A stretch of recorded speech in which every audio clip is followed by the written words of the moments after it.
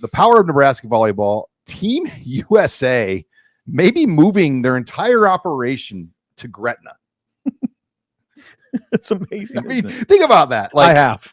It's amazing. Like Team USA could just leave the Southern California area, which John Cook called the current facilities abysmal. He did. They're in Anaheim.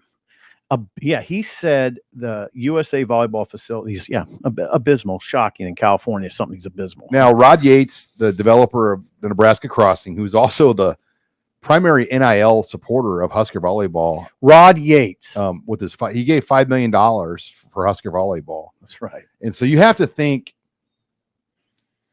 he kind of had a master plan of, getting behind Nebraska volleyball, getting things rolling the year they've had.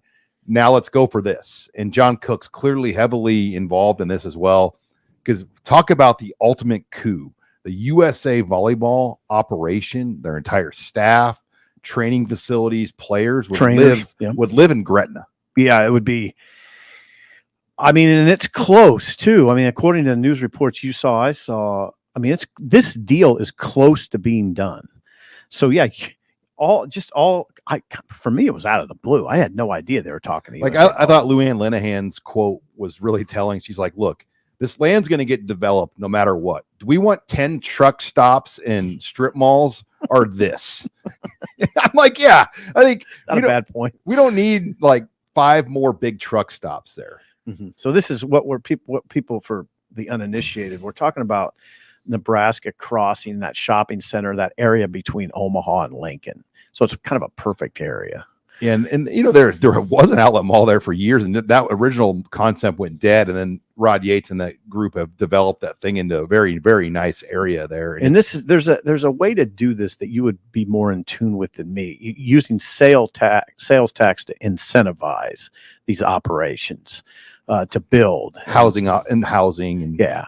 So yeah, monster development. Well, and think about like if Team USA, starts playing, then they would say, all right, we're going to have exhibition game, or our primary home for exhibition competition is going to be in Omaha. Yeah. I mean, that would make sense. I mean, yeah, so Cook did something very smart, brings members of USA Volleyball to Volleyball Day in Nebraska, which drew 92,000 people. I'm sure that sold them pretty well.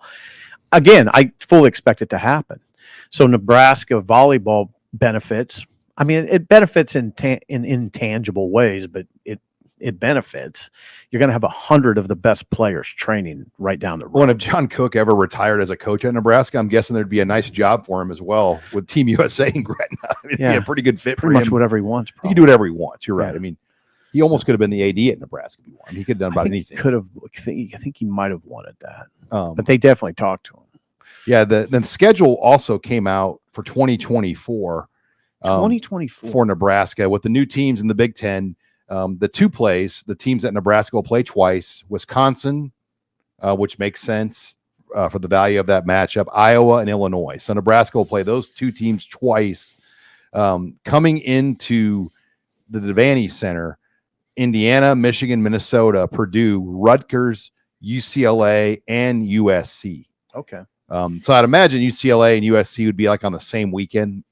My guess is they'll travel and play Iowa, Nebraska on the same weekend. Huskers will go on the road to Maryland, Michigan State, Northwestern, Oregon, Ohio State, Penn State, and Washington. And tell you what, that Big Ten, it's going to be brutal, that schedule. The Big Ten always is. I mean, it got even harder with those teams that they've added to this conference.